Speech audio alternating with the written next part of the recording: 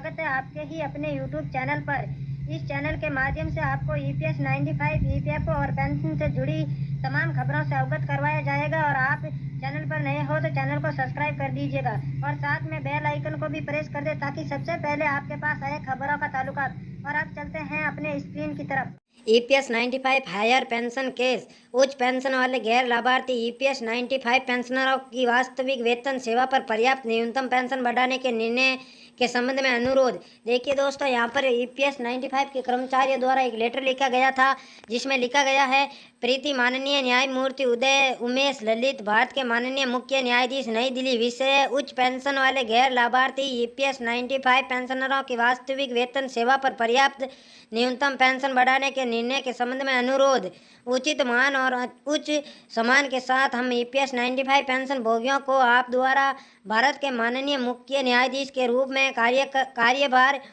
संभालने पर आप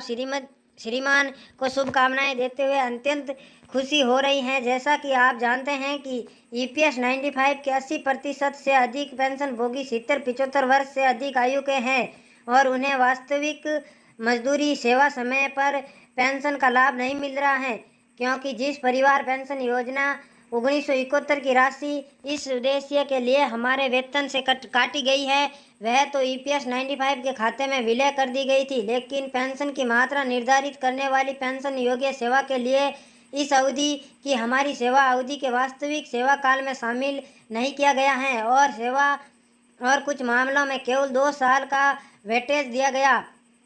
पेंशन की गणना करते समय सेवा की वास्तविक अवधि को शामिल नहीं किए जाने के परिणाम स्वरूप हमारी पेंशन केवल मात्र 200 रुपये से अधिक रुपये 3500 मासिक निर्धारित की जा सकी,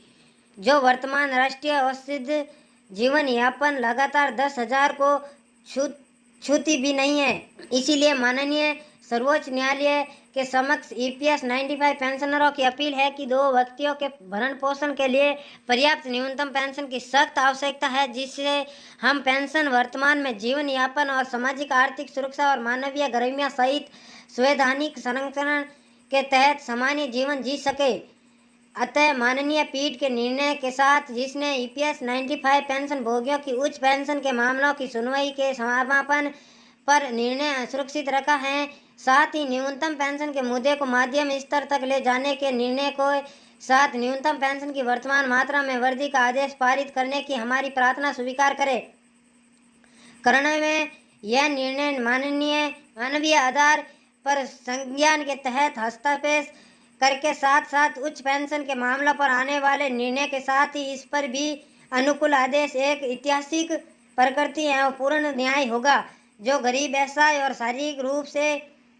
दुर्लभ पेंशन भोगियों को उम्र के अंतिम पड़ाव में दूसरों पर निर्भर से मुक्त अपने सामान्य जीवन जीने के लिए एक बहुत ही जरूरी राहत प्रदान करेगा।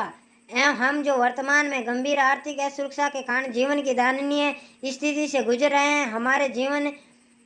के संवैधानिक अधिकार की सुरक्षा भी सुनिश्चित की जाएगी।